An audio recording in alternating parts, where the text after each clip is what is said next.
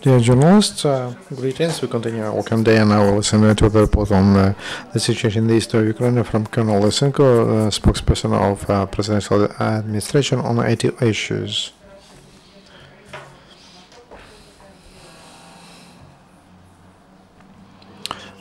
Good afternoon, dear colleagues. Yesterday, the whole day, during the last day, we had a worse situation in the AT Oran. The enemy started active and non-hidden use of heavy weaponry.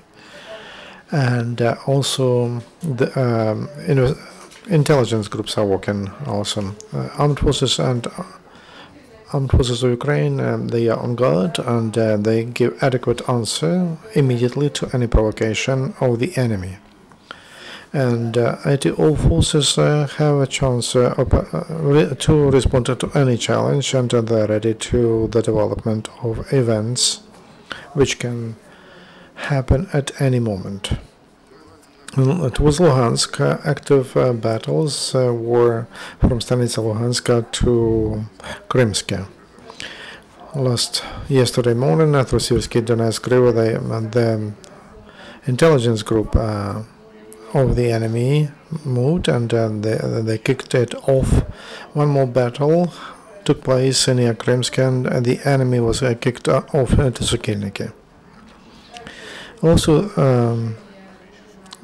ceasefire disruption by illegal military formations were in Stanitsa Luhansk, Chetros, Izbenka and Novotashkivsk.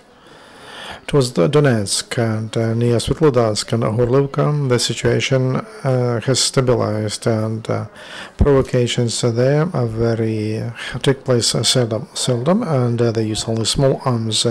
Near airport, traditionally there are 3 points of activity of the enemy. It's Avdiivka, Opetna and Pisky.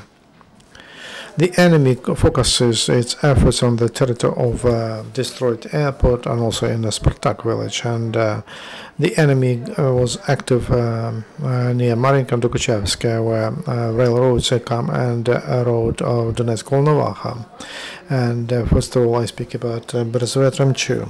In that area, they had militants used artillery and small arms. Towards Mariupol, active battles were towards the east from Volnovakha. About 5 o'clock p.m., they shelled upon our positions near Novogrigorivka. The enemy used big caliber mortars, tanks and artillery. From northeast, they shelled upon Granitne. They used one package, and which is 40 cartridges from Grad system, and they shelled using howitz 152 millimeters. From Granitne to the Azovsky Sea, there were no disruption of ceasefire. International monitors monitor concentration of heavy weaponry near the separation line towards Mariupol. A drone of special monitoring mission OSCE was found. 7 tanks, 30 BTRs, and 37 trucks near military trucks near Komsomolsk, which is under the control of DNR, and which is 25 kilometers from separation line. Front line. Also 9 tanks, 80 BTR and 1 truck, 1 out of near Solntsevo. 4 tanks, 26 BTR and 34 military trucks near Bezimene. 3 tanks near Michurin and 2 tanks near Sakhanka. Yesterday in ATO area, 11 drones were noticed, and drones of the enemy. 3 of them were shot down by our anti-aircraft forces, and that proves that there's high skills, because our armed forces on a regular basis they improved their skills of the anti-aircraft units, and they were trained. The main goal is to destroy drones of the enemy. Military men participated in shell and using a Zu-32 against targets, and they used the Strela T10M to follow aims, and instead of Drones, they used light mines and don't mix really shut down drones and trainings. This was Zu-23-2, which recently was used to shut down the drone near Mariupol recently.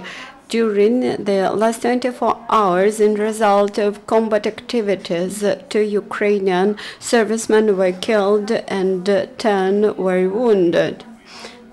The work on prevention of terrorist acts continues in the territory close to contact line.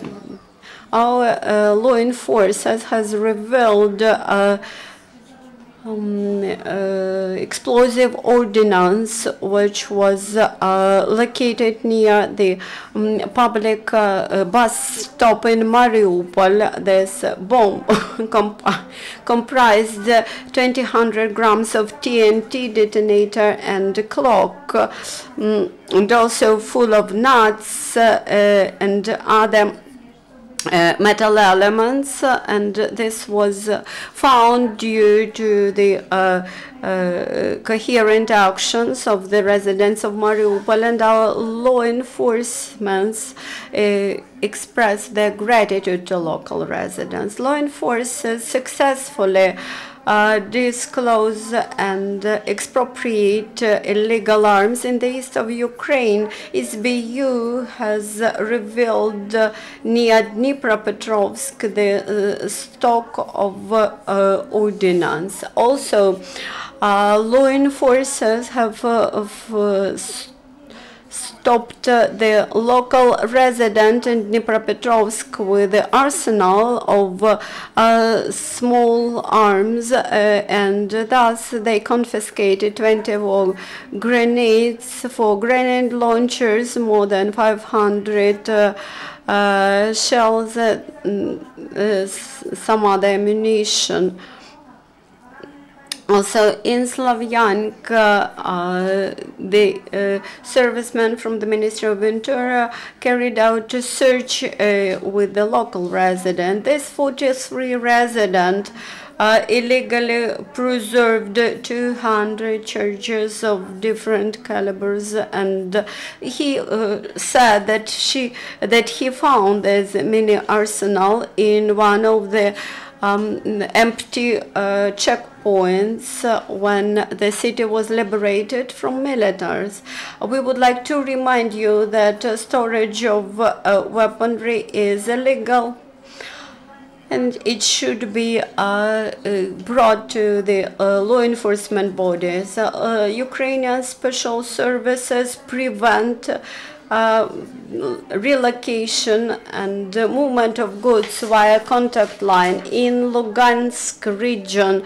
One of the organizers of the large-scale canal for goods supplies into the temporarily occupied territories was revealed, and law enforcers detained 2 microbuses close to the contact line in near Mironevsk, Donetsk Oblast. Trucks were loaded with foodstuff and cigarettes. Also, they have arrested that citizen who tried to move 150 trucks to the occupied territory. In Severodonetsk, special services has revealed the goods storage where food for militants was preserved. Also, the rotation in Ukrainian military units continues. Within a month, law enforcers from Cherkasy region carried out dangerous tasks in the east of Ukraine. They protected strategically important objects, and now they came back to their home. Any further questions? No question. Thank you very much for your report. Our next briefing will be at 1 p.m. sharp.